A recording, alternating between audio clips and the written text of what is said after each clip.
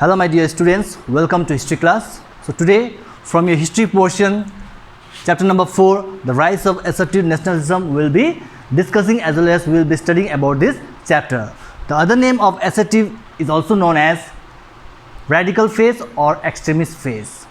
So the radical phase starts from the year of 1905 till 1914, and among these years the main rulers who played a very important as well as vital role, taking lots of steps, methods in order to get freedom from the Britishers' hand, they were known as Bal Gangadhar Tilak, Lala Lajpat Rai and Bipin Chandra Pal. So in a combination they were known as Lal, Bal and Pal, also known as trio of the radical phase. So first of all, before that I would like to give you a small hints as well as introduction about the three types of phases that we study normally in the Indian history. So first phase we study about from the year 1885 to 1905, known as the moderate phase. Second, from the year of 1905 till 1914, second phase also known as the radical or the extremist phase. And the third as well as the last phase, that is known as the Gandhian phase, from the year 1914 till we got independence in the year of 1947. So these were the three phases that we study normally in the Indian history. Next we see regarding what were the main causes, what were the main reasons that led to the rise of radical phase from the year of 1905 till 1914. So when we talk about the when we talk about the causes, we mostly study about leaders, Lala Lajpat Rai, Bal Gangadhar Tilak as well as Bipin Chandra Pal, taking lots of steps in order to make India free from the hand of Britishers, because they had been dominating our nation for almost more than 1 century. Next we see from the topic that what were the causes. First, ideological inspiration. So when the radical phases started taking a birth, so they mainly got lots of inspiration, ideas from social reformer as well as writers or authors. From the writers' hand we see Bankim Chandra Chatterjee, who wrote a famous book known as Anandamag as well as a song known as Vande Mataram. Followed by reformers we see Swami Dayanand Saraswati as well as Swami Vivekananda. They were the great social reformer who played a very important role during the time of 18th centuries in order to degrade or in order to cut down all the evil practices that India was prevailing.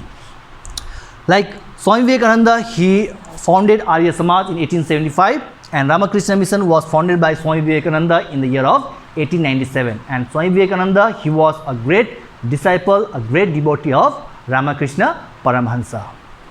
Next we see with the second topic that failure of the moderate phase.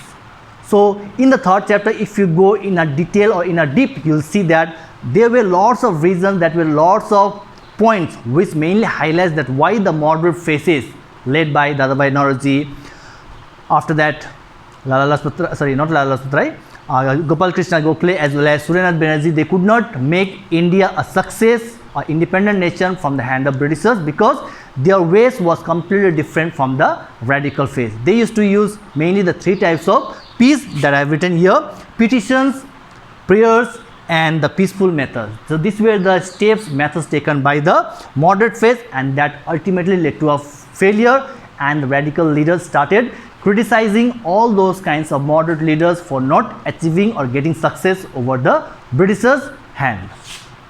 Next we see with the repressive policies. That means repressive means the cruel steps taken by the British government over all the Indian states, over the Indian masses, common people of India, and that was in the year of 1894 as well as 1896 with the tariff duty as well as the Cotton Duties Act. So lots of pressure was being implemented by the Britishers on the Indian people and the states.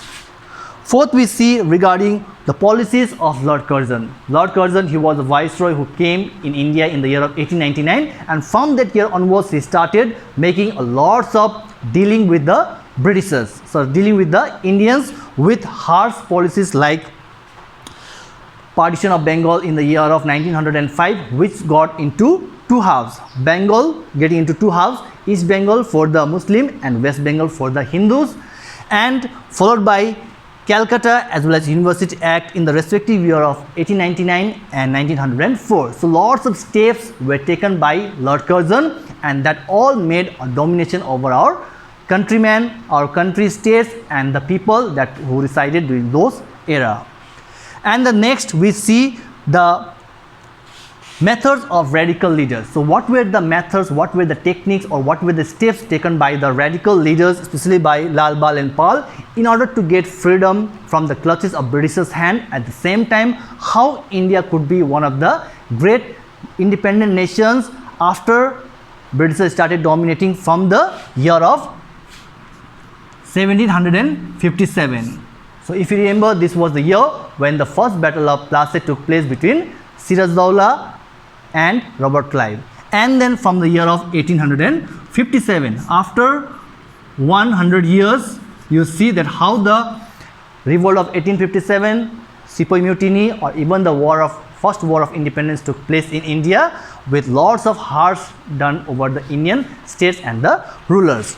So when we talk about the methods, we see first the steps taken by the radical leaders were known as the boycott and Swadeshi. That means the Indian people will never use any such kind of goods that will be brought from the England country, and Swadeshi, using only the country's good, and that will be a form of unity, patriotism and giving a respect to their nation, India.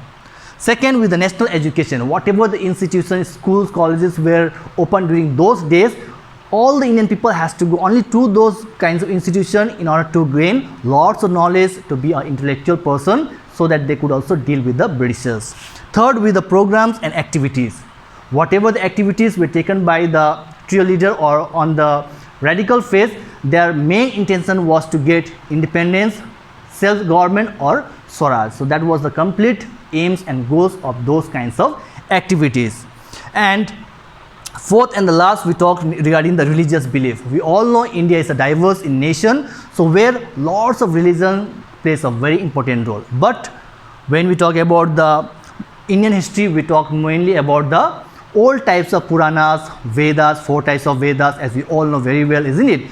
After that, we talk about the Tripitakas, the holy book of different religions, where the leaders started giving more emphasis and giving a proper planning for whatever the execution or action they wanted to take. So this was the overall summary wise or scenario regarding your fourth chapter, the rise of assertive nationalism. So after seeing all these viewpoints, if you have got any doubts, any kind of you're not able to understand, you can kindly call me or you can kindly contact me. Till then, stay safe, stay healthy. Thank you.